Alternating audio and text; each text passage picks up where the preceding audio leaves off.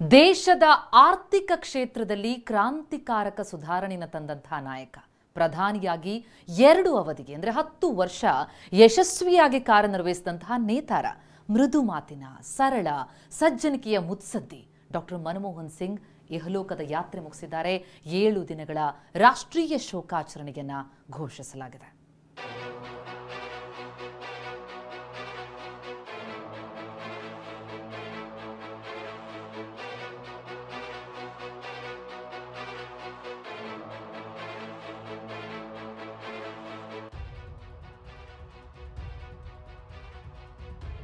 ಆರ್ಥಿಕ ನೀತಿಗಳ ಸರದಾರ, 16 ಯೋಜನೆಗಳ ಹರಿಕಾರ, ಖಾಸಗೀಕರಣ, ಉದಾರೀಕರಣ, ಜಾಗತೀಕರಣದ ಮೂಲಕ ಆಧುನಿಕ ಭಾರತದ ಅಭಿವೃದ್ಧಿಗೆ ಅಡಿಪಾಯ ಹಾಕಿದ ನೇತಾರ, ಖ್ಯಾತ ಅರ್ಥಶಾಸ್ತ್ರಜ್ಞ, ರಾಜನೀತಿಜ್ಞ.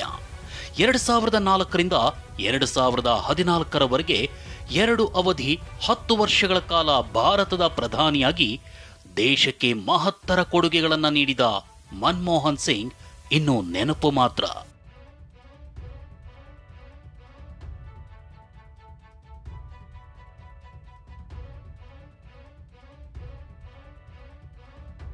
ಮಾಜಿ ಪ್ರಧಾನಿ ಮನಮೋಹನ್ ಸಿಂಗ್ ವಿಧಿವಶ.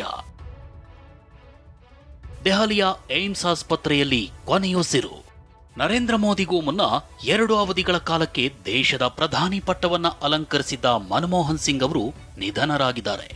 ವಯೋಸಹಜ ಕಾಯಿಲೆಯಿಂದ ಬಳಲ್ತಿದ್ದ 92 ವರ್ಷದ ಮನಮೋಹನ್ ಸಿಂಗ್ ದೆಹಲಿಯ ಏಮ್ಸ್ ಆಸ್ಪತ್ರೆಯಲ್ಲಿ ಕೊನೆಯುಸಿರೆಳೆದಿದ್ದಾರೆ.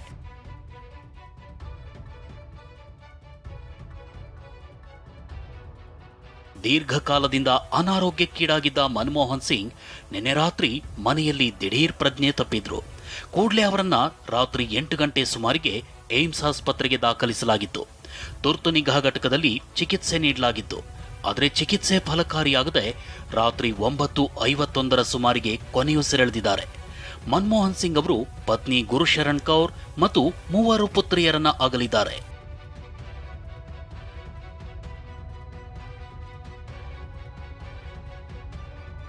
ಏಳು ದಿನಗಳ ಕಾಲ ರಾಷ್ಟ್ರೀಯ ಶೋಕಾಚರಣೆ.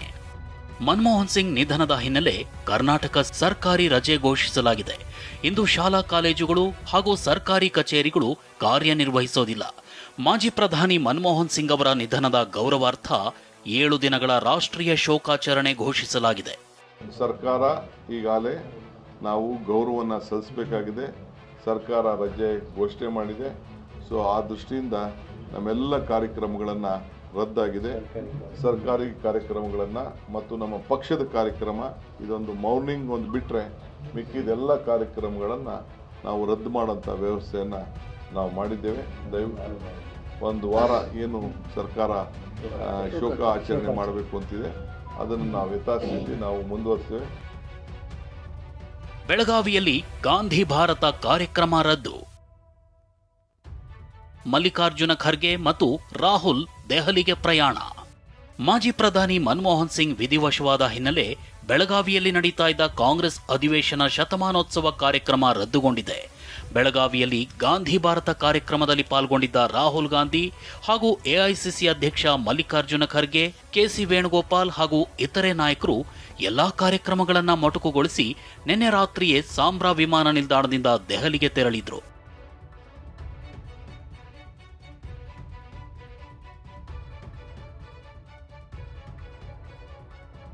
ಬೆಳಗ್ಗೆ 10:30ಕ್ಕೆ ಮನಮೋಹನ್ ಸಿಂಗ್ಗೆ ಗೌರವ ವಂದನೆ. ಕಾಂಗ್ರೆಸ್ ಪಕ್ಷದ ವತಿಯಿಂದ ಬೆಳಗಾವಿಯಲ್ಲಿ ಇಂದು ಜೈ ಬಾಪು, ಜೈ ಭೀಮ್, ಜೈ ಸಂವಿಧಾನ ಎಂಬ ಜನಾಂದೋಲನ ಕಾರ್ಯಕ್ರಮ ಆಯೋಜಿಸಲಾಗಿತ್ತು. ಇದೆಲ್ಲವನ್ನೂ ಕೂಡ ಮುಂದೂಡಲಾಗಿದೆ. ಈ ಕುರಿತಂತೆ ನಿನ್ನೆ ಬೆಳಗಾವಿಯಲ್ಲಿ ಸುದ್ದಿಗಾರರೊಂದಿಗೆ ಮಾತನಾಡಿದ ಉಪಮುಖ್ಯಮಂತ್ರಿ ಡಿಕೆ ಶಿವಕುಮಾರ್, ಇಂದು ನಡೀಬೇಕಿದ್ದ ಗಾಂಧಿ ಭಾರತ ಕಾರ್ಯಕ್ರಮ ರದ್ದು ಮಾಡಲಾಗಿದೆ. ಈಗಾಗಲೇ ನಗರಕ್ಕೆ ಬಂದಿರೋ ಎಲ್ಲಾ ನಾಯಕರು ಇಂದು ಸಮಾವೇಶ ನಡೀಬೇಕಿದ್ದ ವೇದಿಕೆಯಲ್ಲೇ ಗೌರವ ವಂದನೆ ಸಲ್ಲಿಸಲಿದ್ದಾರೆ ಅಂತ ತಿಳಿಸಿದರು.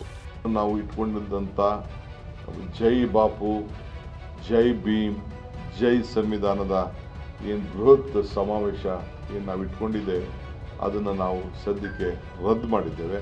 10:30 ಗಂಟೆ ಸಂದರ್ಭದಲ್ಲಿ ನಾವು ಅದೇ ಒಂದು ಏನು ವೇದಿಕೆ ನಿರ್ಮಾಣ ಮಾಡಿದ್ದೇವೆ ಆ ಜಾಗದಲ್ಲೇ ಅವರಿಗೆ ಗೌರವನ ಸಲ್ಲಿಸುವಂಥ ಕಾರ್ಯಕ್ರಮವನ್ನು ಮಾಡಿಕೊಡ್ಬೇಕಾದ್ದು ನಮ್ಮ ಕರ್ತವ್ಯ. ಬೆಳಗ್ಗೆ 11:30ಕ್ಕೆ ಪ್ರಧಾನಿ ಮೋದಿ ತುರ್ತು ಸಂಪುಟ ಸಭೆ. ಬೆಳಗ್ಗೆ 11:30ಕ್ಕೆ ಪ್ರಧಾನಿ ನರೇಂದ್ರ ಮೋದಿ ಅವರು ತುರ್ತು ಸಂಪುಟ ಸಭೆ ಕರೆದಿದ್ದಾರೆ. ಮಾಜಿ ಪ್ರಧಾನಿ ಮನಮೋಹನ್ ಸಿಂಗ್ ಅವರಿಗೆ ಶ್ರದ್ಧಾಂಜಲಿ ಅರ್ಪಿಸಲಿದ್ದು ಸಕಲ ಸರ್ಕಾರಿ ಗೌರವಗಳೊಂದಿಗೆ ಅಂತ್ಯಕ್ರಿಯೆ ಮತ್ತಿತರ ವಿಚಾರಗಳ ಕುರಿತು ಚರ್ಚಿಸಲಿದ್ದಾರೆ.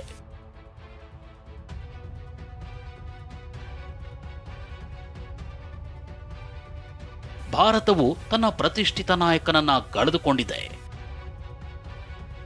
ಮನಮೋಹನ್ ಸಿಂಗ್ ನಿಧನಕ್ಕೆ ಪ್ರಧಾನಿ ಮೋದಿ ಸಂತಾಪ. ಪ್ರಧಾನಿ ನರೇಂದ್ರ ಮೋದಿ ಮನಮೋಹನ್ ಸಿಂಗ್ ಅವರ ನಿಧನಕ್ಕೆ ಸಂತಾಪ ಸೂಚಿಸಿದ್ದಾರೆ. ಅವರೊಂದಿಗಿನ ಒಡನಾಟದ ಫೋಟೋಗಳನ್ನು ಟ್ವೀಟ್ನಲ್ಲಿ ಶೇರ್ ಮಾಡಿದ್ದಾರೆ.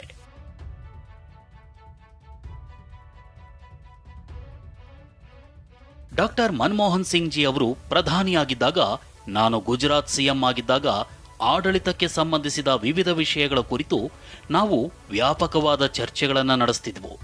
ಅವರ ಬುದ್ಧಿವಂತಿಕೆ ಮತ್ತು ನಮ್ರತೆ ಯಾವಾಗಲೂ ನನಗೆ ಕಾಣ್ತಿತ್ತು. ಈ ದುಃಖದ ಸಮಯದಲ್ಲಿ ಮನಮೋಹನ್ ಸಿಂಗ್ ಜಿ ಅವರ ಕುಟುಂಬ, ಅವರ ಸ್ನೇಹಿತರು ಮತ್ತು ಅಸಂಖ್ಯಾತ ಅಭಿಮಾನಿಗಳೊಂದಿಗೆ ನಾನೂ ಭಾಗಿಯಾಗಿದ್ದೀನಿ. ಭಾರತವು ತನ್ನ ಅತ್ಯಂತ ಮೇರು ನಾಯಕರಲ್ಲಿ ಒಬ್ಬರಾದ ಡಾಕ್ಟರ್ ಮನಮೋಹನ್ ಸಿಂಗ್ ಜಿ ಅವರನ್ನ ಕಳೆದುಕೊಂಡು ದುಃಖಿಸುತ್ತದೆ ಅಂತ ಸಾಮಾಜಿಕ ಜಾಲತಾಣ ಎಕ್ಸ್ನಲ್ಲಿ ಉಲ್ಲೇಖಿಸಿದ್ದಾರೆ. ಹಣಕಾಸು ಸಚಿವರಾಗಿ ಸೇರಿದಂತೆ ವಿವಿಧ ಸರ್ಕಾರಿ ಹುದ್ದೆಗಳಲ್ಲಿ ಸೇವೆ ಸಲ್ಲಿಸಿದ್ರು. ನಮ್ಮ ಆರ್ಥಿಕ ನೀತಿಯ ಮೇಲೆ ಬಲವಾದ ಮುದ್ರೆ ಹಾಕಿದ್ರು. ಸಂಸತ್ತಿನಲ್ಲಿ ಅವರ ಮಧ್ಯಸ್ಥಿಕೆಗಳು ಕೂಡ ಅದ್ಭುತವಾಗಿದ್ದವು. ನಮ್ಮ ಪ್ರಧಾನಿಯಾಗಿ ಅವರು ಜನರ ಜೀವನವನ್ನು ಸುಧಾರಿಸಲು ವ್ಯಾಪಕ ಪ್ರಯತ್ನಗಳನ್ನು ಮಾಡಿದ್ರು ಅಂತ ಪ್ರಧಾನಿ ಮೋದಿ ಬಣ್ಣಿಸಿದ್ದಾರೆ.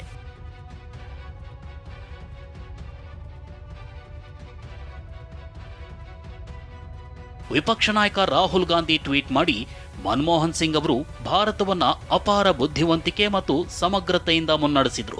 ಅವರ ನಮ್ರತೆ ಮತ್ತು ಅರ್ಥಶಾಸ್ತ್ರದ ಆಳವಾದ ತಿಳುವಳಿಕೆ ರಾಷ್ಟ್ರವನ್ನ ಪ್ರೇರೇಪಿಸಿತು.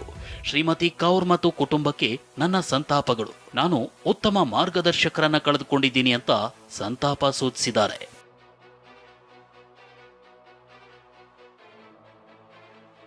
ಮಾಜಿ ಪ್ರಧಾನಿ ಎಚ್.ಡಿ. ದೇವೇಗೌಡರು ಕೂಡ ಟ್ವೀಟ್ ಮೂಲಕ ಸಂತಾಪ ಸೂಚಿಸಿದ್ದಾರೆ.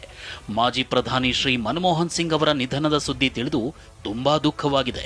ಅವರು ಒಳ್ಳೆಯ ಮತ್ತು ತಾಳ್ಮೆಯ ವ್ಯಕ್ತಿ, ಅದ್ಭುತ ಅರ್ಥಶಾಸ್ತ್ರಜ್ಞ ಮತ್ತು ನಾನು ಗೌರವಿಸುವ ಸಹೋದ್ಯೋಗಿ.